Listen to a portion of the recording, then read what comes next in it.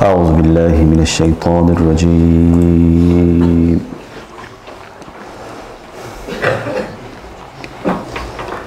بسم الله الرحمن الرحيم.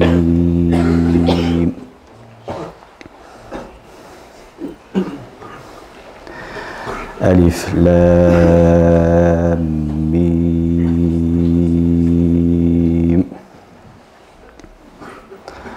أحسب الناس أن يتركوا أن يقولوا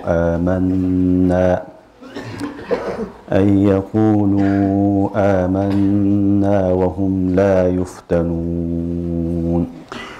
ولقد فتنا الذين من قبلهم فليعلمن الله الذين صدقوا وليعلمن الكاذبين. أم حسب الذين يعملون السيئات أن يسبقونا ساء ما يحكمون. من كان يرجو لقاء الله فإن أجل الله لآت وهو السميع العليم. ومن جاهد فإنما يجاهد لنفسه إن الله لغني عن العالمين. والذين آمنوا وعملوا الصالحات لنكفرن عنهم سيئاتهم ولنجزينهم أحسن الذي كانوا يعملون. آمنت بالله صدق الله العظيم. Alif Lam Mim. Emne adamlar oylaşovu iman keltirsek boldu, bizge sunoo bolboyt dep. Çındığında biz ağa çeyin köptөгөн коомдорду sınaганбыз. Albatta Allah Taalam çınçıldardı bilet, jana ошондой эле жалганчыларды дагы билүүчү. Же болбосо жаман амал кылгандар ойлошобу бизден качып кутулабыз деп алар кылган өкүмү чыгарган өкүмү өтө жаман. Ким Аллага жолукканды кааласа, албетте Аллахтын айткан убагы ал сөз келет. Ал угуучу жана билип туруучу. Kim hareket kılsa, elbette özü için gana hareket kılat. Elbette Allah Teala alamdardaki barlık nesileden hiçbir nesile muhtaç emez. İman keltirip жақсы амал кылгандардын күнөөлөрүн биз жоюп салабыз. Жана кылган амалдарга караганда жакшыраак сыйлар менен сыйлайбыз.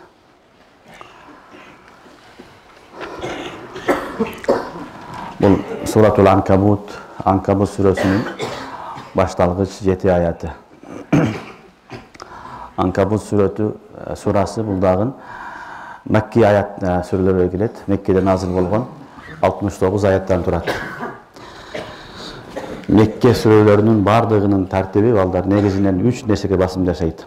Tawhid, risalat, ahiret. Mekke doğrudağı meselelerin büt bardığı tawhid, risalat, ahiret. Allah'ın жалгыздыгына ишенүү, ахиреттин бардыгына ишенүү, пайгамбарларга ишенүү. Ушул 3 негизде келген. Өкүмдөр кийин көпчүлүк өкүмдөрдү Аллах субханаху ва таала маданий доорунда түшүргөн. Мекке доорунда да болгон, бирок азыраак келишет. Ошондуктан бул сүрө дагы Меккеде түшкөн аят сүрө ошол Меккенин сүрөлөр сыяктуу эле өзүнө тавхид, рисалат, ахиретти камтыйт. Бұл сүре менен Касас сүресінің ортасындағы байланыш уламалар айтат.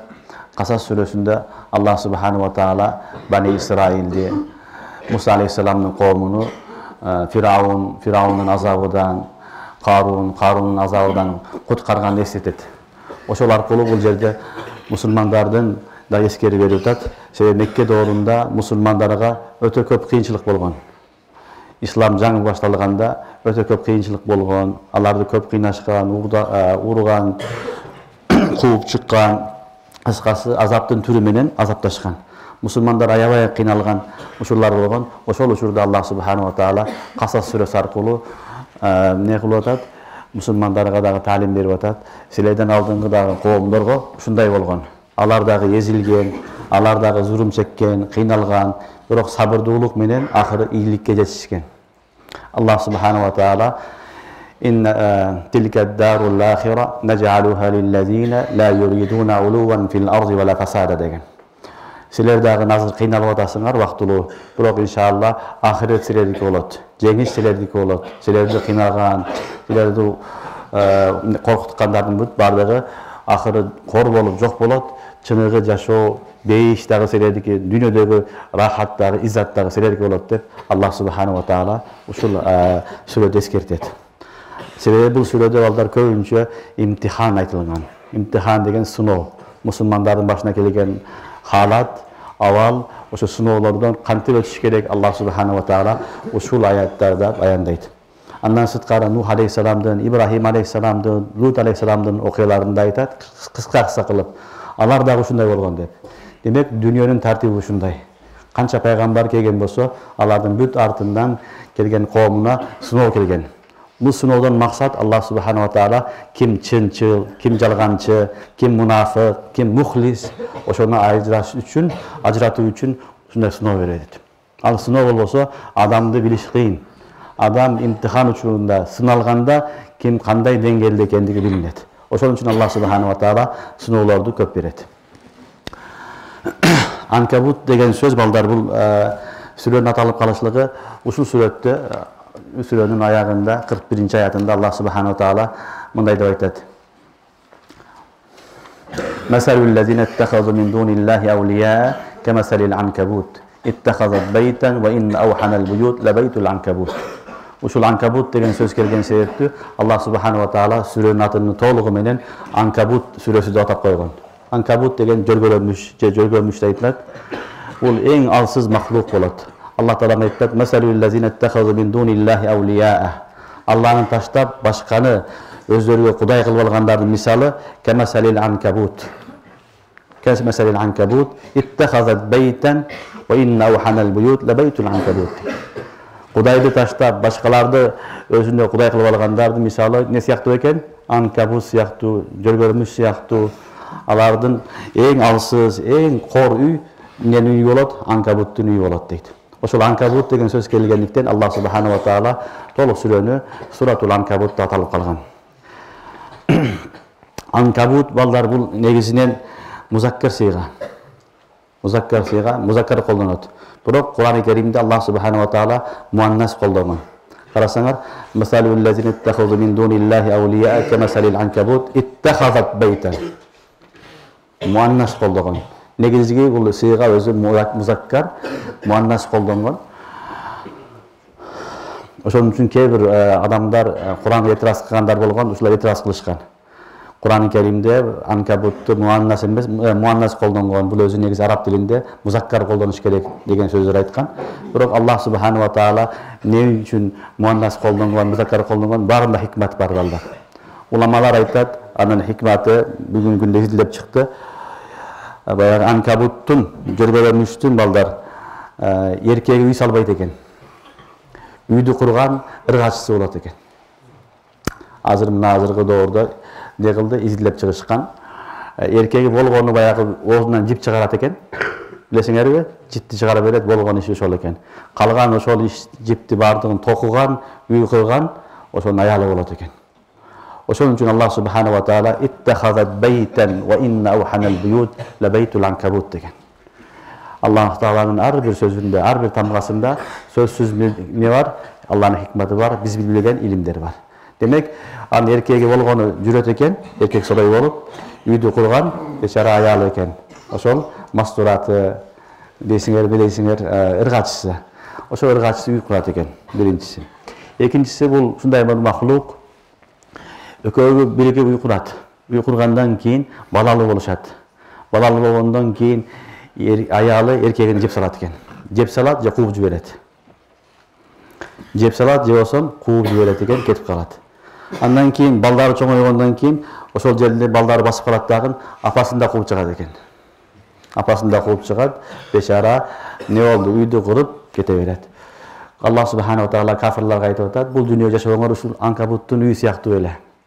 Вактылуу жашайсыңар, ал жерден балаң сени келип кууп чыгат, аялың кууп чыгат, анан кетип каласың. Ал саган үйлөрүң, жашаган жериң бүт бардыгы бак дарагың кимге калат? Балдарыңа калат деп атат. Демек бул ушундай махлук Аллах субханала таала бекерде муаннас колдонгон эмес. Себеби бул кичинекей махлук болгону менен ошол үйдү курганда аялы курат экен. Ошо муаннасы, ыргачысы. Ошол себептен Аллах таала иттахазат бейтен ва инна ауханал буют лабейтул анкабут деген. Түшүнүңөрбү? Бул анкабут деген сөздүн немеси, маанысы. Кийинки аяттын башталышы Бисмиллахир-рахманир-рахим. Алиф лам мим. Алиф лам мим балдар бул хуруф мукаттаат. Бунун маанасын Аллах таала өзү билет. Бул Аллах таала менен пайгамбардын ортосундагы сыр. Демек бул аяттан билинип атат. Кур'ан-ы Каримди түшүнсөң дагы, түшүнбөсөң дагы окуй бересиң. Кур'ан-ы Каримдин баардыгын түшүнөм десең, түшүнө албайсың. Кээ бир нерселери бар, аны Аллах билет. Аллаху алам би мурадихи. Аллах менен пайгамбардын ортосундагы сыр. Түшүнүңөрбү? Ушул аяттардан билинет, Кур'ан-ы Каримди ким түшүнсө да окуй берсин, түшүнбөсө да окуй берсин. Түшүнгөнү болсо нурун алан нур, түшүнбөсө ага дагы сооп берилет. Ошон үчүн ким билбестен туруп эле алиф лам мим алхамдулиллахи раббил аламин окуй берсе, ар бир тамгасына ондон сооп бериле берет. Сооп кете берет. Аллах субханала таала эч кимди жөн койбойт. Бир гана дүйнөдө бир китеп бар, балдар, аны окусаң сооп бериле турган. Ал эмне экен? Кур'ан-ы Карим. Болгондо дагы 10 сооптон 700 нарак кете берет. Башка эч бир китепке мындай фазилет айтылган эмес. Ошондуктан бул китеп окуй турган китеп. Буну окуган адам эч качан өкүнбөйт, эч качан банкрот болбойт. Канча окусаң ошончолук соопко иштей бересиң. Сахабалардын, салахи салихиндердин доорунда көбүнчө амалдары Кур'ан-ы Карим болгон. Кийин доор өзгөргөндөн кийин намаз, нафил намаз, зикир, башка амалдар көбөйүп кетти, даава, башка амалдар. Бирок салахи салихиндердин доорунда, сахабалардын доорунда болгон эле амалдары эң көбүнчө Кур'ан-ы Карим болгон. Ошон үчүн Кур'ан-ы Каримге көбүрөөк басым жасаш керек. Алиф лам мим Аллаху алам би мурадихи. Мунун мурадыны, максадыны Аллах таала өзү билет, аны билбейбиз. Bundan bilindi, Kur'an'da bilsen dağın, düşünsen dağın, düşünmesen dağın, okuyuver деген söz. Ahasiben nas ve yutraku en yekulu amennâ ve hum la yuftanun. Emni adamlar oylaşoğu, biz iman keltirsek de boldu, emni bizge sunov kelbekte oylaşoğu deydi. Ahasiben nas, emni adamlar oylayı, en yutraku en yekulu amennâ ve hum la yuftanun. Biz iman keltirdik desek boldu emni. Allah'a iman keltirdik boldu. Emi bizge sunov kelbekte oynayı dedi. İstifham inkar ilah anda emes. Sen iman keltirgenden keyin emi sunov kelet. Emi sunovlar күчтүү болот. Emi Allah Taalam seni көбүрөөк сынайт деген аят. Бул аяттын балдар түшүнүү себеби кээ бир адамдар пайгамбарыбыз саллаллаху алейхи ва салламга келип айтышкан. Биз кээ бир адамдар болгон мунафыктар болгон балдар келип биз иман келтиргенге чейин жашообуз жакшы эле деген, жыргал жашоо, кыйынчылык жок. Иман келтиргенден кийин ар түрлүү кыйынчылыктар келе баштады дейт. Малы мүлкүнө, жанына, өзүнө, аброюна ар тараптан кыйынчылыктар келе баштады. Кыйналдык. Хаза дину сау, хаза дину хайр деп бөлүшкөн. Бул жакшы дин, жаман дин деп бөлүшкөн.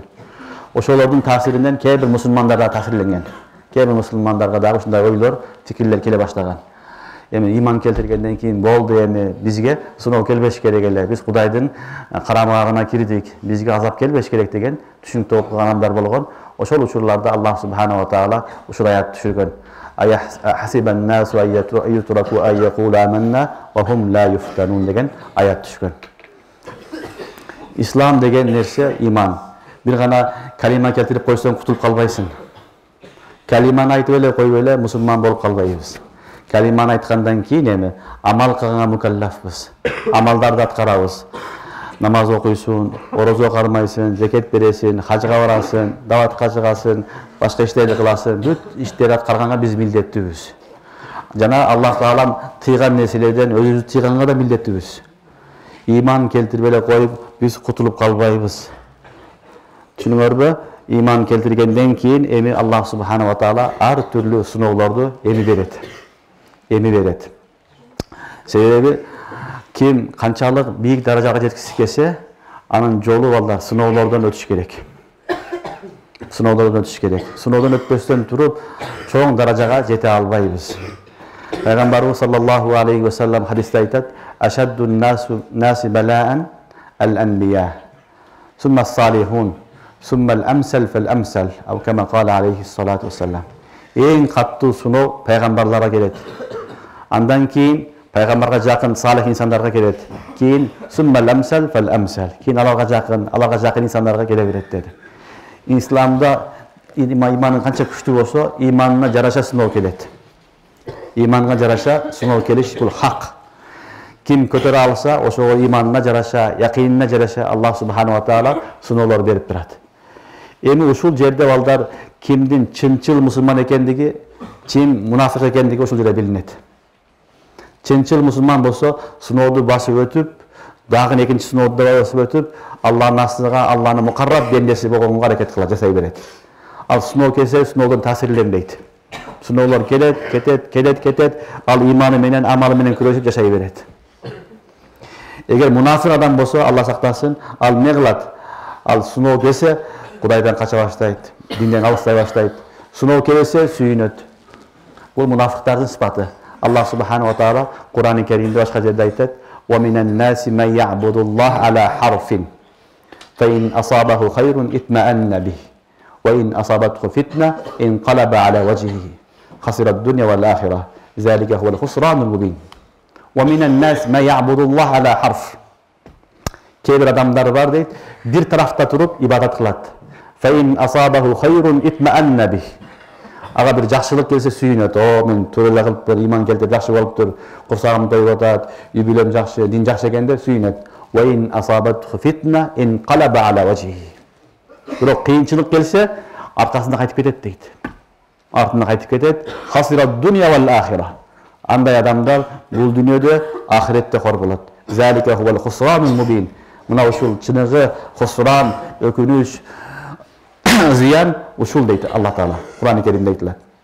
Ошондуктан иман келтирдим деп эле кутулуп калбайбыз тугандар. Биз иманды келтирип бизге сыноо келбейт деп түшүнбөшүбүз керек. Иман келтиргенден кийин сыноо сөзсүз келет. Себеби бул дүйнө дарул фана, жосом дарул имтихан. Имтихан дүйнөсү. Алла Таалам сыноого жиберген, сыноо баарыбызга келет. Ошол жерден эми сенин ким экениң билдирилет. Ошондуктан мен иман келтирдим, ишим жакшы болуп кетти десе, сүйүнсө, анан иман келтиргенден бери жакшы болбой калды акыбалым десе, ага динден качып кетсе, бул адам мунафик болот, чынчыл болбойт, бул адамдын иманында алсыздыгын белгиси болот. Ошондуктан Кур'ан-ы Керимде Аллах субхану ва таала хасибан нас айютраку айякулу аманна ва хум ла юфтанун деген. Иман келтирип биз Кудайдын кулу болуп калабыз, сүйүнүктүү кулу. Бирок Алла Таалам сынаганга сынайт, сынабай койбойт. Кээ бир адамдар бар, азыр деле бар, динге келет, динге келгенден кийин кыйынчылыктар келе баштаганда аркасында кача баштайт. Айтат, мен динге чейинки жашоом жакшы эле дейт. Күнөө кылсам дагы, зулум кылсам дагы курсагым ток, оорубаймын, бала чакам жакшы, ишим жүрүп аткан дейт. Анан эле намаз окуп калсам, бүт баардыгы жоголду дейт. Кыйынчылык, оору, кедейчилик, жамандыктар бар болуп атат деп, не болот? Динди жаман көрө баштайт. Динден алыстай баштайт. Бул өзүнүн туура эмес кем акылдыгы. Аллах субхану ва таала тазалаш үчүн, аны сынаш үчүн, аны даражалык кылыш үчүн мусулманга ошондой абал берет. Ошон үчүн дүйнөдө карасаңар, мусулмандардын акыбары өтө оор. Оор шартта жашайт мусулмандар көпчүлүк жерде. Байыгандар деле бар, көпчүлүк жердеги мусулмандар кедей, кыйналган жерде жашайт. Анын себеби бирден бир себеби ошол. Аллах субхану ва таала иман келтиргенден кийин эми бейишке барасың, бейиш өрөкөн нерсе эмес, ал арзан нерсе эмес, өтө кымбат баалуу. Ошого жараша сабыры барбы, жокпу, чыныгы мени сүйөбү, сүйбөйбү, чыныгы менин кулумбу, аз гана сыноо берсем, ошол сыноого чыдайбы, чыдабайбы деп Алла Таала акыбал берет. Ошолордон биз өтүп кетсек, биздики эми иншалла нар жагы бейиш гана бейиш. Өтө албай калып, музабзап болуп калсак, ортодо калсак, же болсом туура эмес багыт тандап калсак, анда Кудай сактасын, биз не болобуз? Khasira ad-dunya wal akhirah. Zalika huwal khusranul mubin. Wa minan nas man ya'budu Allah ala harfin فإن أصابه خير اطمأن به وإن أصابته فتنة انقلب على وجهه خسر الدنيا والآخرة ذلك هو الخسران المبين. Ошондуктан эч качан динге келгенден кийин болду эми мен бейишке кирип калдым деп түшүнбөш керек. Түшүнүктүүбү? Бейиш эмес бул дүйнө балдар. Дүйнө дарул асбаб. Бул дүйнө дарул имтихан, сыноо дүйнөсү. Баары боло берет. Иншалла бейишке киргенден кийин эми ал жерде сенин каалаганың болот. Бул дүйнөдө эч кимдин каалоосу болбойт. Хатта пайгамбарыбыз саллаллаху алейхи ва салламдын дагы каалоосу болгон эмес. Иннека ла тахди ман ахбабта, валакинналлаха яхди ман яша. Пайгамбарыбыз өзүнүн каалаганын иманга алып келе алган эмес. Ошондуктан бул дүйнөдө сенин, менин, бирөөнүн каалоосу болбойт. Алланын каалоосу болот, сыноо деген келет балдар. Мусулман болдум дегенден кийин адамга эки нерсе келет балдар. Бир шариаттын өкүмү, сыноо таквини, экинчиси ташриий.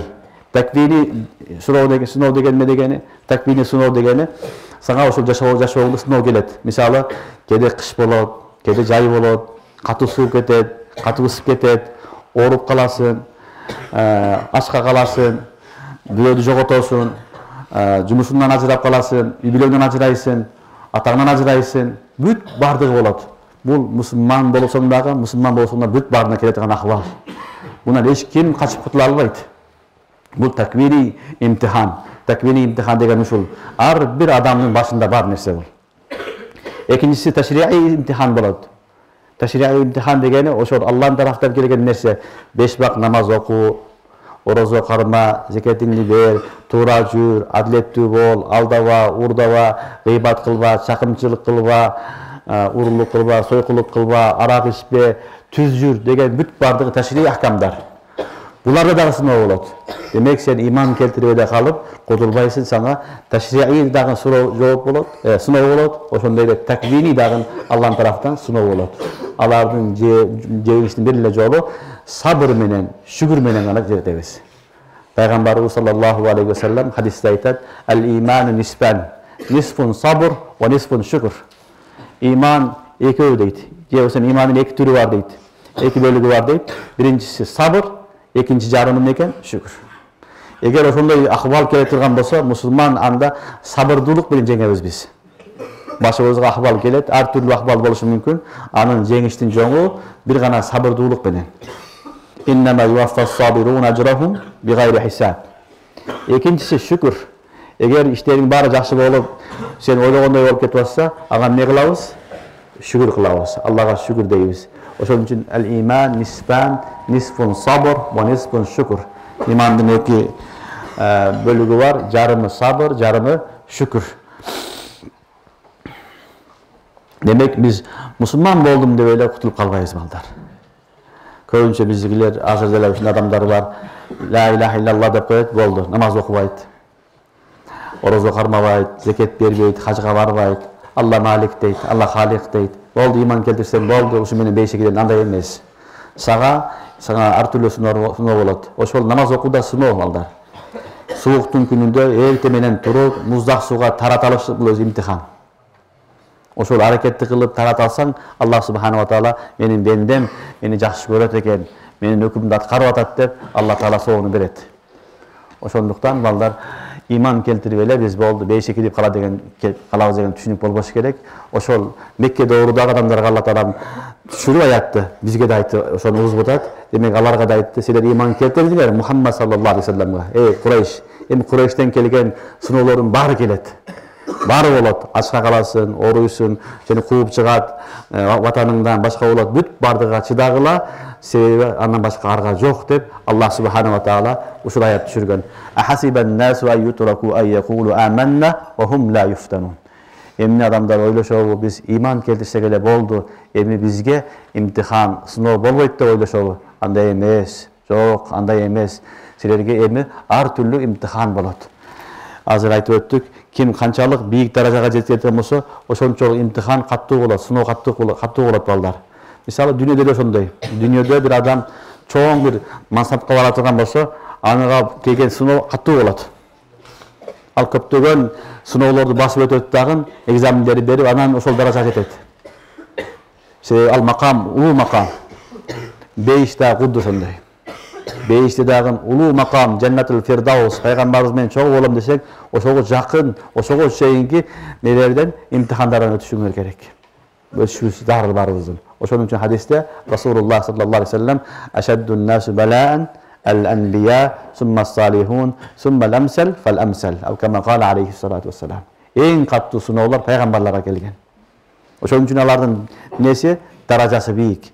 Абу Саид Худри разияллаху анху айтат, бир күн пайгамбарыбыз саллаллаху алейхи вассаламды зиярат кылып келсем, пайгамбарыбызга ысытма чыгыптыр дейт. Өтө каттуу ысытма, кийимдин сыртынан билинип турат дейт, тап уруп турат дейт. Пайгамбарыбызга өтө каттуу экен десем, ооба деди. Бизге сооп да ошондой көп берилет деди. Адамдарга бир чыкса, пайгамбарыбызга эки адамдын ысытмасы эмне чыгат эле? Каттуу ысытма чыгат эле. Расулуллах саллаллаху алейхи вассалам сабыр кылат эле, ошон үчүн даражасы дагы бийик.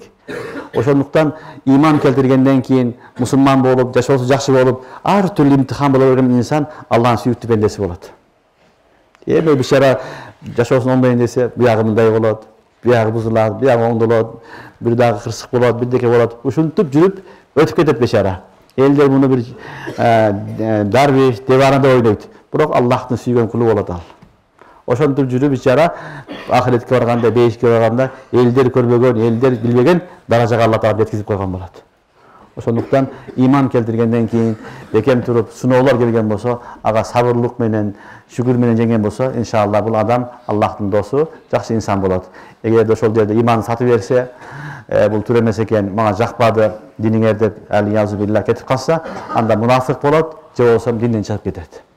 Ошондуктан мусулманбыз дегенден кийин эми сыноолор баарыбызга келет. Аларды биз сабырдуулук менен, шүгүр менен жеңгенге аракет кылышыбыз керек. Алладан сураш керек, бирок Алла таала мени каттуу сыноо менен сынабагын деп. Түшүнүңөрбү, бул жагы да бар. Каттуу сыноо деп сынабаш керек. Алладан сураш керек, Алла мен алсызмын. Мени көп каттуу сыноо бербегин. Мен алсыз бендемин. Алсыз бендеңе өзүң бийик макамыңды, даражаңды бер деп сурай бериш керек. Түшүнүңөрбү? Алладан афият сурагыла деген пайгамбарыбыз саллаллаху алейхи вассалам ана мен кыйынмын дебеш керек. Мен кыйынмын деген адамга каттуу сыноо келет. Менмин деген Аллага жакпайт балдар. Менмин дедим адашасың. Аллага жакпайт. Ошон үчүн мен кыйынмын, менин иманым бекем, мен ошого туруштук беремин, мен Алла таала сынап көрсүн дегендей фикир болбош керек. Бул жаман, туура эмес нерсе. Эч ким ага туруштук бере албайт. Алладан афият сураш керек. Жеңилдик сураш керек. Я Алла, мен алсыз бендемин, мага жеңилдик кылгын, мага каттуу сыноо бербегин деп Алладан афият сурай бериш керек. Түшүнүңөрбү? Эми Алла таалам кийинки аятта айтып атат: "Ва лaqad fatanna allazina min qablihim." Силер кыжалат болбогула, силердин алдыңкы дагы коомдордун бүт бардыгын биз сынаганбыз дейт. Нух алейхиссаламдын коому, азыр Муса алейхиссаламдын коому сыналды, Ибрахим алейхиссаламдын коому, Самуд бардык коомдордун бүт бардыгын Алла таалам сынаган. Ва laqad fatanna allazina min qablihim. Силердин алдыңкы коомдорду дагы сынаганбыз. Фала я'ламанна Аллаху allazina садaqу ва ла я'ламанна al-казибин. Ушул ва laqad fatanna allazina min qablihim деген аятты балдар тафсиринде хадистер келет. Бир жолу сахабалар келип айтышат. Хаббаб ибн al-Ирт разияллаху анху пайгамбарга келет. Пайгамбарга келсе, пайгамбар саллаллаху алейхи вассалам Кабанын астында, Физилил Каба, ошол жерде чадырын ороп отурган болот. Келип айтат: "Я Расулаллах, биз аябай кыйналдык" дейт. Тамак жок, ачкачылык, зулум болуп атат, алар бизди кордоп атат. Кыйналдык, мусулмандар кыйналды, бизге дуа кылыңыз дейт. Ала тансуру лана ау ала тад'у лана деп келет хадисте. Бизге дуа кылыңыз, Алладан нусра сураңыз, Аллахтын жардамы келсин деген сунуш менен Хаббаб ибн Ирт разияллаху анху келет.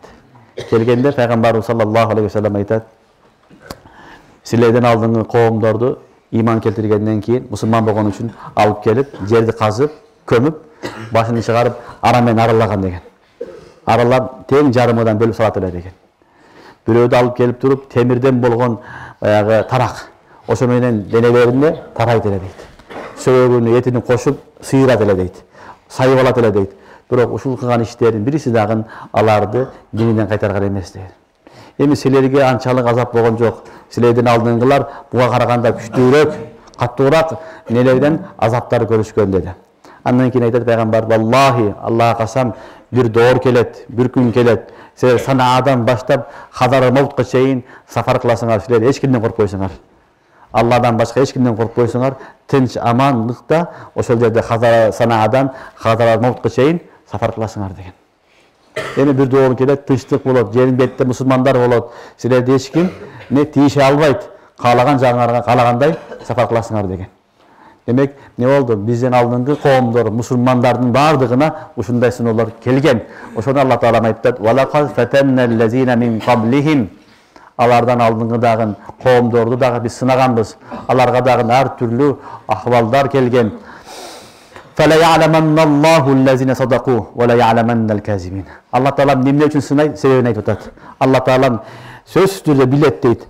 Чынчылдарды билиш үчүн жана казибин, жалганчыларды билиш үчүн Алла Таала сынайт дейт. Негизи балдар, Алла билет. Алла Таала жаралыштан алдын баарын билет. Бирок элми зухур, элдерге билдирип коюш үчүн эмне кылат? Ушундай сыноо берет. Сыноо болбосо, ким мухлис, ким мунафик билип болбойт. Элдин баары мусулманмын дейт, намаз окуган баары мусулман деп ойлойбуз. Бирок сыноо келгенден кийин анан билинет ким кайсы тарафта экендиги. Мисалы балдар, досторуң көп болсо, акчаң көп, бай адам болсоң, жаныңда толтур досторуң болот. Жүрө берет, күнүң аша бересиң, чая бересиң, жүрө берет. Башыңа түйшүк түшкөндө мусибат, ошол жерде билинет ким чыныгы дос экени. Бир доор келет, башыңа мусибат түшсө, Алла сактасын, карасаң баягы чай ичкендер жок, пахта койгондор жок. Өзүң жаныңда бир эки адам калган болот. Ошо сенин мухлистериң болот. Калганы баягы жок. Түшүнүңөрбү? Биздин бир таанышым барды, ошол айтат өткөндө. Аябай адамдар менен таанышы көп экен, достору. Бир күн катуу оорудум дейт. Бир 10 жыл алдын окуя. Телефонду алып карасам, бир дагы досум албай койду дейт телефон дейт. Себеби ооруп, кедей болуп, жумушу жок калгандан кийин эч ким салса да албай коет. Ошон үчүн чайың баары да, ашың баары дос боло берет. Түшүнүктүүбү? Качан мусибат келгенде анан билинет ким чыныгы дос, ким сенин жаныңда жүрөт, ким жүрбөйт, ал билинет. Кудду ошондой мамиле Аллах дини менен кошо да болот. Алла Таалам жерден асмандан ниматын бере берсе, жебеле раззалин амин деп дуа кыла берсең, курсагыңды байлап эле, чачы байлап, сенин мусулман экенин билинбейт анда. Күнүңө жегениң аш, ичкениң шорпо, эт, анан катмыга барып эле тойдо жүрө берсең, тойдо. Дин ушул экен деп элдин баары ойлойт да. Анан бир аз сыноо келгенден кийин билинет эми. Баягы аш көш жей албай калдың, тишиң түшүп калды, ооруп калдың, белиң ооруп калды, ишиң ооруп калды. Аллахым сыноо берип атат эми. Ошол убакта да ибадат кыласыңбы, кылбайсыңбы? Аллага кайрыласыңбы, кайрылбайсыңбы? Ошондо билинет. Эгер ошол убакта деле Аллага кайрылсаң, демек сен Алланын чыныгы досусуң. Эгер кайрылбастан башка тарафка кетип калсаң, Кудай сактасын, алейязу билла, залика хуал хусранул мубин. Ачык адашуу, зыянга учуроо ошол. Ошол үчүн Алла Таала айтат: "Фала я'ламанналлаху аллазина садaqu ва ла я'ламаннал казибин." Ламут такид, нунут такид. Фала я'ламанналлах. Көрдүңөрбү? Ламут такид, нунут такид. Нун сакила. Бул такидти эмне кылат? Маанисин берет. Сөзсүз түрдө, албетте сөзсүз түрдө Алла Таалам ачыкка чыгарат деп атат.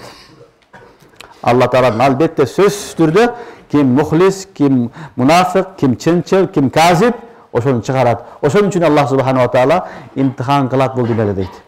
Аллах өзү билет. Жаралышыбыздан алдын бул казиб, бул садык, бул мунафик, бул муслим деп билет.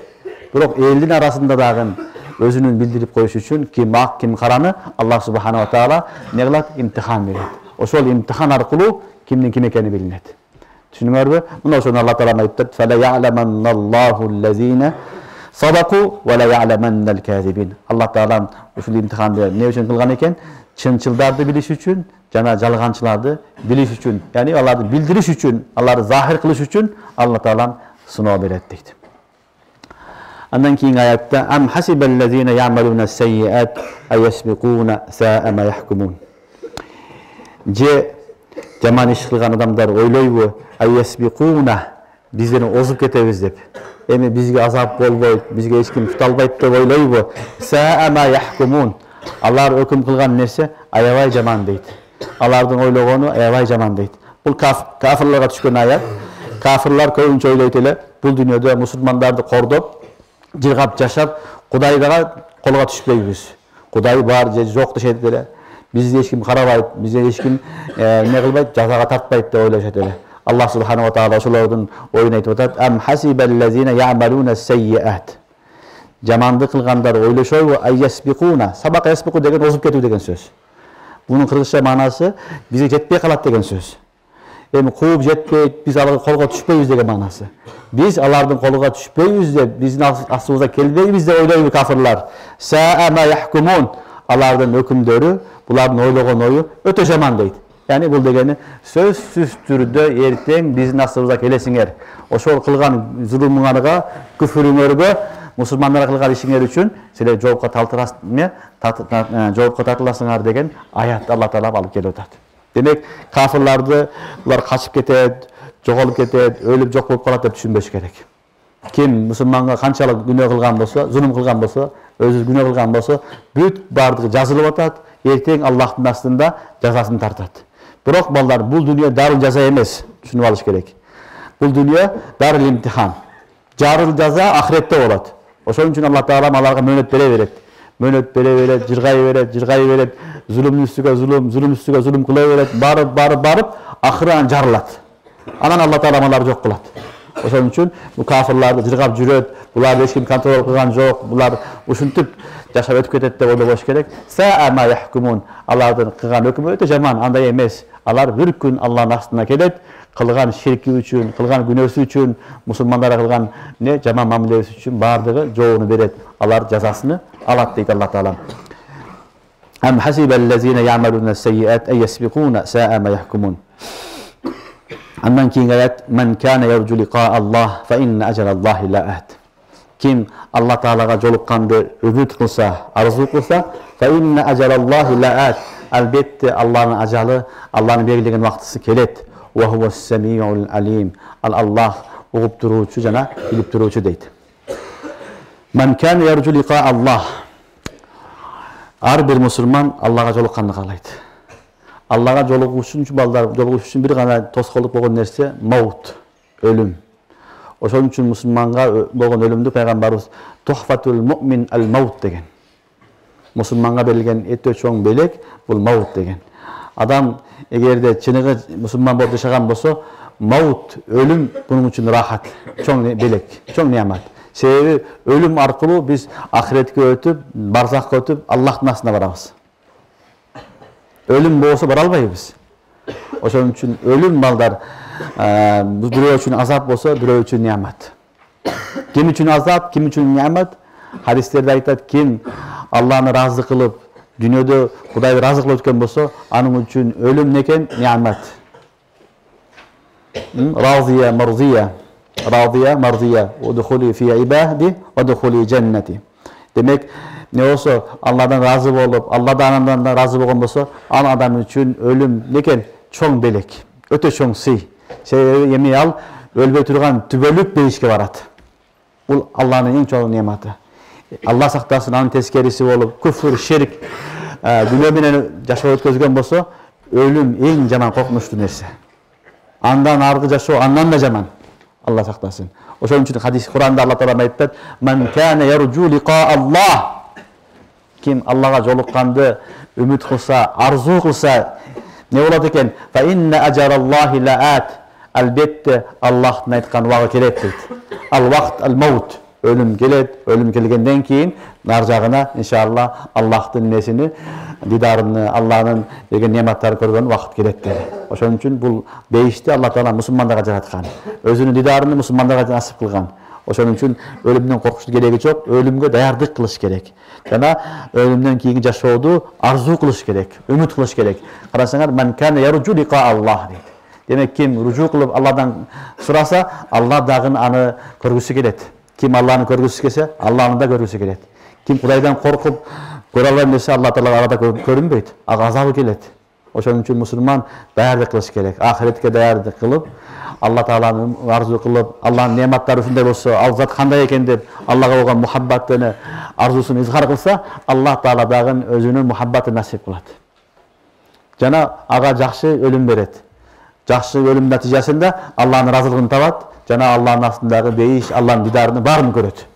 Oşun üçün Kur'an'da, "Men kana yarju liqa Allah, fa inna ajalallahi la'at."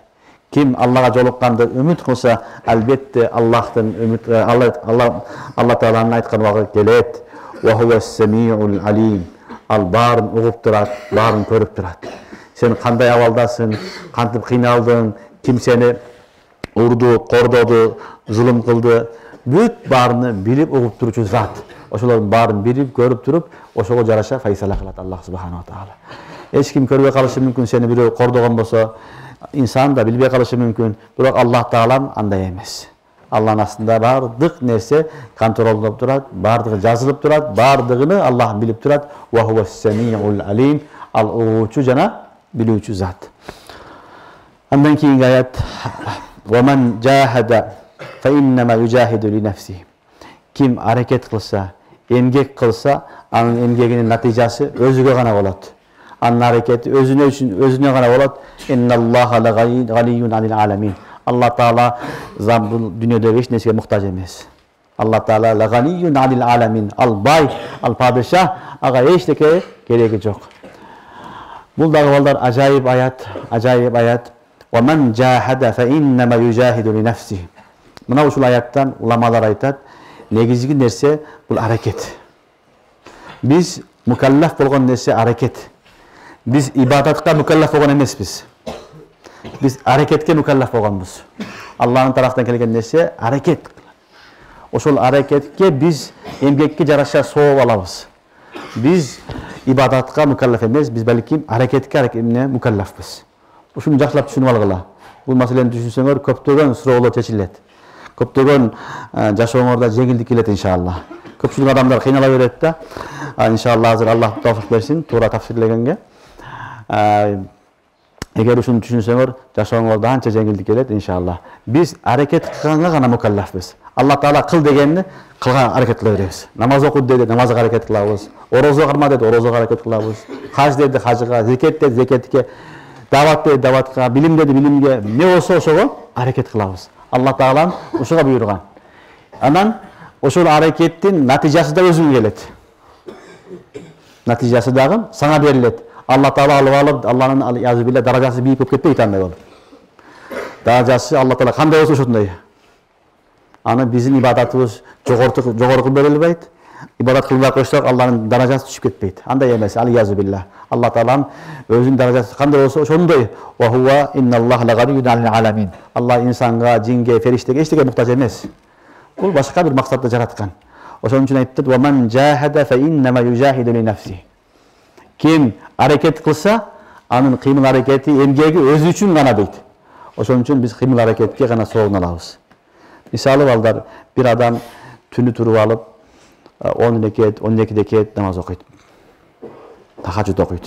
Turdu, hareket kıldı. Yarım saat, 1 saatin arasında oşol ibadatты kıldı. Ekinci bir adam turdu biçara. Turdu, tursa içi orup atıptır. Bardı, barıp taratkanaga bardı, içi orudu, antip muntip, kıynalıp, 2 reketli namaz okup jatıp aldı. Ulamalar aytat, soğuk ökönükü biri değil. Bul da hareket kıldı, tigi de hareket kıldı. Bul jakşı, özünün milletini atkarıp günün 10 reketini okudu. Tigi adam beçara hareket kılıp, biroq ne oldu? Oru sebepti, başka sebepti, üzü sebepti, 2 reketli okup jatıp aldı beçara. Biroq kıyımlı hareket kıldı. Hareket kılgan üçün Allah subhanahu wa ta'ala agada oşulle soğut beret. Tünü çay içet eken, tahajjudga turganda çay içet eken. Anan çaydı içip, anan keyin turup, namazını okup, anan jatat eken, bulamlar barat eken. Aytat eken, uşul vaqtda men ertemenen turup, çay koyup, olar da süt çay içet. Süt çayımды içip, tarat alıp, antımıp ketişem, yarım saat vaqt ketet. Biroq men buga hiç kıjarat bolbaymın. Bu hareketim dagı uşul tahajjud bolgon hareket. Buga dagı ne bolat? Tahajjudun soğuğunu beret. Günün adatı ошол, çayını damdayt, daярдык kılat, namazını barat okuyt. Tahajjudga barganda dagı ошонун соğuğunu alam deydi. Büzürüklerden, ustazlardan, şeyhlerden uşunday maseleler balдар bizge berilinет. Bunu menen din жеңил болот. Çünkü ошон үчүн hadiste kelet, kim namazga barasa al namazın hükmünde deydi. Çurkabasın deydi. Tarat alıp bismillah dep çıktın sen hareket kıldın, namazın içindesin sen, namazın hükmündesin. Kelesiңер, келгенден кийин жеткениңерди жерден улагыла, калганына туруп, толуктагыла деген пайгамбарыбыз саллаллаху алейхи вассалам. Болду. Дин ушундай. Hareket кыла беребиз. Hareket таштабаш керек. Hareket kılgan adam utat. Hareket taşlap koygan adam utkırat. Oşon üчүн biz hareketke mukallafız. Emgek kılganga hareket kılaverебиz. Biri жақсы имадат кылып атат, sen de hareket kılıp atasın. Sen dagın kılgan hareketin üçün sowapты ала бересиň. Belkim Kur'an-ı Kerim'de Allah Subhanahu wa Ta'ala aytat: وَمَنْ يَخْرُجْ مِنْ بَيْتِهِ مُهَاجِرًا إِلَى اللّٰهِ وَرَسُولِهِ ثُمَّ يُدْرِكْهُ الْمَوْتِ فَقَدْ وَقَعَ أَجْرُهُ عَلَى اللّٰهِ وَمَنْ يَخْرُجْ مِنْ بَيْتِهِ مُهَاجِرًا إِلَى اللّٰهِ Kim üyüden hicret kılıp çıktı Allah'a ve Resulü'ne. ثُمَّ يُدْرِكْهُ الْمَوْتِ Hicret kılbastan yolda ne oldu? Ölüm geldi. Ölüp kaldı. Fakat وَقَعَ أَجْرُهُ عَلَى اللّٰهِ Anın acırı soğuğu Allah'ın aslında kabul oldu deydi. Muhacir oldu, muhacirin soğuğa verildi. Biröv kelip Madine Munawwara köçüp kelip muhacir bolgon bolsa, kanday soğuk verilse, ağa da ошондой soğuk verildi. Gördüңөрбү? Sebebi al ne oldu? Koldan kelgen hareket jasadı. Koldan kelgen hareket jasadı. Allah Subhanahu wa Ta'ala oşoga jaraşa ne kıldı? Cazasını verdi, sıyını verdi. Oşonduktan biz eng negizgi masele hareketke mukallafız. Hareket kılууda bari birdey, bari mümkünçülüğü var. Kim oşo hareketini jumşasa, Allah Subhanahu wa Ta'ala oşoga jaraşa soğunu bere. Kur'an-ı Kerim'de Allah Subhanahu wa Ta'ala وَمَنْ جَاهَدَ فَاِنَّمَا يُجَاهِدُ لِنَفْسِهِ Subhanallah. Kim hareket kılsa, Allah hareketi özü üçün deydi, özü güçün deydi. Demek biz hareket kılanga mildettibиz, biz hareket kılaverебиz ballar, oşon üçün soğunu ala berебиz. Hareket kılıp, kıynalıp mescitke bardın, namaz okuyup kalgan bolsa, kebir bayatlarda kelet, cemaatin soğunu alat deydi. Hareket kıldı beçara, hareketini kıldı. Oşonduktan hareket taşlabaş gerek. Mümkün boluşunça günüge mamulatты taşlabaş gerek, oşonu atkarış gerek. Cemaatga barasınbı? Bara ber. Özünçe okuba. Tahajjud okuysunbı? Bara ber, hareket kıl. Kur'an okuysunbı? Hareketini kılaver. Azgına bolsa dagы hareketini kılaver. Oşol hareket arkılуу biz inşallah çoğ makamlarga жетişebiz. Hadiste Peygamber sallallahu aleyhi ve sellem niyetul mu'min hayru min amalihi deydi. Niyetke aytılgan nerse, niyet amaldan jakşıraak. Hareket kılsan soğa başlalat emi. Hareketke bereket, ondan başlap 700 есе naraga kete beret. Azırgı ayatı negizinde وَمَنْ يَخْرُجْ مِنْ بَيْتِهِ مُحَاجِرًا إِلَى اللّٰهِ وَرَسُولِهِ ثُمَّ يُدْرِكْهُ الْمَوْتِ فَقَدْ وَقَعَ أَجْرُهُ عَلَى اللّٰهِ Düşünüңөрбү? Oşon үчүн biz musulmanlardan talap kılıngan negizgi nerse bul hareket. Kudayдын жолуга түшкөнгө, din менен жашаганга hareket кыла беребиz. Kadam koya berебиz, kadamыбызды. Kalганını Allah Teala'nın özü turulaydı.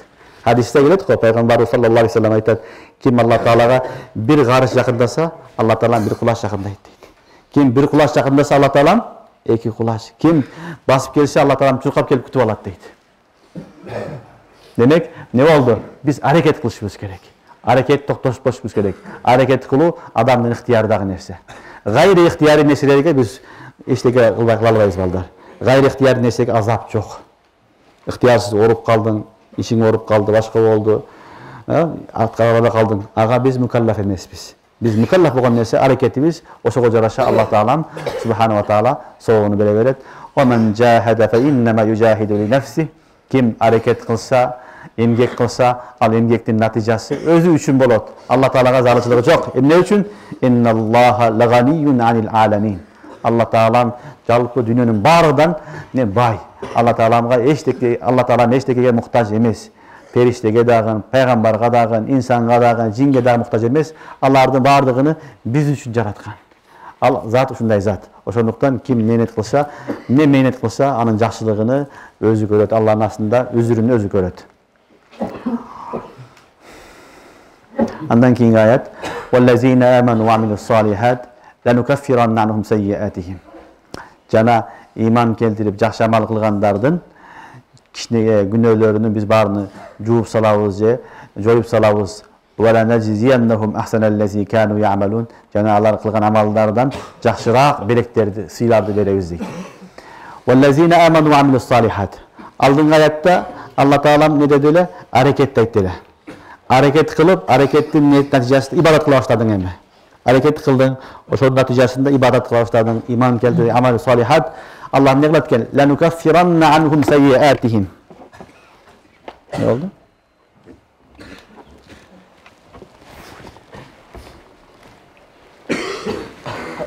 Ne oldu?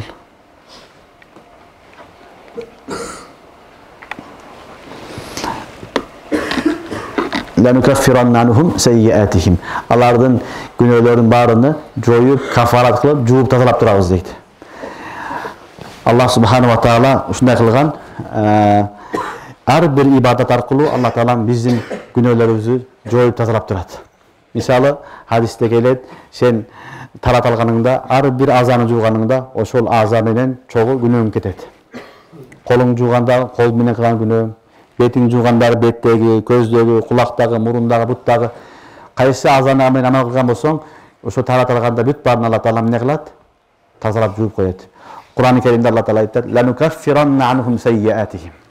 Алардын кичинекей күнөөлөрүнө же чоң күнөөлөрүнүн баардыгын тазалап, жууп тазалап коебуз деп атат. Көрдүңөрбү? Башка риwayatlarda келет, намаз окуганда күнөөлөр тазаланат. Bir namazdan keyin, ikinci namaz okuganda ortasında günahlar, cumadan keyin, cumaga çeyin, ortasında günahlar, bir Ramazandan keyin Ramazan'a çeyingi, ortasında günahlar. Büt bardığı Allah subhanahu wa ta'ala ibadet arkılı tazalap jууp turat.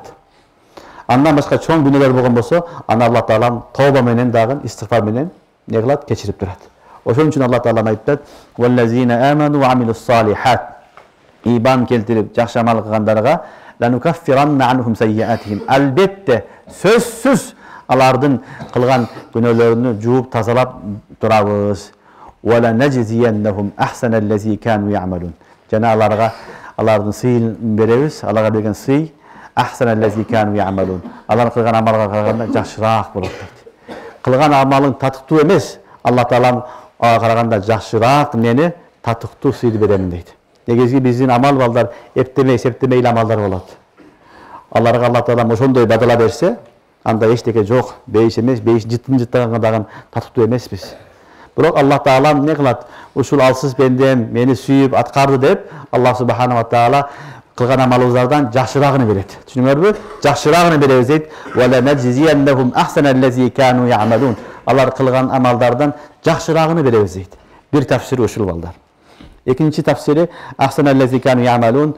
Bu yerde murat balдар Allah subhanahu wa ta'ala'nın özünün didarı, yüzünü görür. Çünkü sebebi adam balası özünün amalı menen Allah'ın yüzünü göre albaydı. Allah subhanahu wa ta'ala özünün rahimi menen, özünün rahmatı menen oşol bendesine özünün didarını görüşlük nasip kıladı. Beyişteki en çok nimet Allah'ın didarı. Allah Ta'ala barıza nasip kılsın. Bu balдар beyiş, cennet ve ma fiha büt bardağı mahluk Allah yaratkan nesi. Oşonun yaratkan zat kanday oldu gelem. Orasın bu. O beyişte tutmuyor. Ma la aynun ra'at ve la uzunun semi'at ve la hatara ala kalbi beşer. La şekke fih. Birok oşonun yaratkan zat kanday oldu gelem. Allah'tan başka hiç kim bilmeyip. Oşonun için en çok sıy, en çok nerse neken? Allah Ta'ala'nın didarını, yüzünü görüşlük. Allah Ta'ala'nın barılığına nasip kılsın. Hadislerde gelesiler, Badır'da tolup durgan aydı görgöndey, Rabbinlerdi göresіңер deydi. Hadislerde gelet, Rabbinlerdi göresіңер deydi. Darajaga jarasa göröt. Kebir adamlar bir cumasında bir ayda bir, kebir adamlar gününe 5 yolu, andan köp. Darajaga jarasa Allah Subhanahu wa Ta'ala özünün didarını nasip kıladı. Allah Ta'ala barılığına nasip kılsın. Uşul yerde ikinci tafsir ulamalar aytat. وَلَنَجْزِيَنَّهُمْ أَحْسَنَ الَّذ۪ي كَانُوا يَعْمَلُونَ. Ahsenen murat etti. Allah Ta'ala'nın yüzü, cemalı, didarı deydi. Demek kim jakşı amal kılgan bolsa, iman keltirip jakşı amal kılgan bolsa, Allah Ta'ala'nın cemaatlarının barını jууp tazalap koyuyoruz, kafara kılıp, andan sıtkarı kılgan amallarga jakşıraak eseyse kılıp çoğup berебиz. Jana аны менен çoğup, beyişte özümün cemalını, özünün yüzünü görgöndü dagın nasip kılamın deydi. Түшүнүңөрбү? Бүт барыбыздын максатыбыз ошол. Allah razı olsun, Allah razı olsun degen bilesiңерби? Oşol maksat oşol. Başka eçteke jok. Bir maksat var musulmanda. Allah'ın razılığını tabu. Dünyada kança musulman bolsun, barın bir maksatı var. Allah'ın razılığı. Allah Ta'ala kimge oşol nese nasip kılgan bolsa, fakat faza fawzan azima. Al ne oldu? Öte çoğun iyilikке yetişti. Al çınığı baktılуу insan. Allah Ta'ala'nın barыбызды şunday baktılуу insanlardan kılgan bolsun. Özünün didarını nasip kılgan bolsun. Subhanakallahumma bihamdik. Eşhedü en la ilahe illa ent. Nestağfiruke ve netûbü ileyk. Amin. Allahümme teqabbal.